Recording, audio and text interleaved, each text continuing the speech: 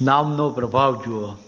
તારા નામની છે રહેમ, તારા નામની છે રહેમ, ભક્તો પર તારી મહેર, ભક્તો પર તારી મહેર. તારા નામે અંધકાર દૂર થાય, તારા નામે અંધકાર દૂર થાય, તારા નામે તરી જવાય, તારા નામે તરી જવાય. તારા નામે કંકર હીરો થાય, તારા નામે કંકર હીરો થાય, તારા નામે પથ્થર મૂરત કહેવાય, તારા નામે પથ્થર મૂરત કહેવાય.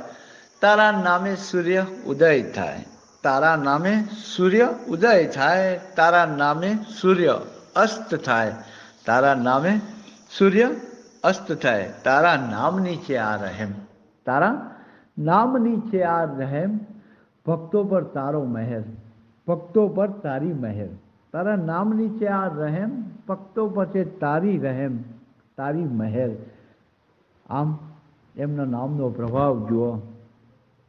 આમ એમને યાદ કરીને એમના નામનો પ્રભાવ જુઓ, સમજો, અનુભવ લો. એટલે જ આગળ હું કહું છું કે તારા નામે નિર્ધન ધનવાન થાય, તારા નામે નિર્ધન ધનવાન થાય. આ તો તારા નામની છે મહેર, આ તો તારા નામની છે મહેર. એમનું નામ જ્યાં જોડાય ત્યાં સર્વોપરિતા આવે, પૂર્ણતા આવે, શ્રેષ્ઠતા આવે.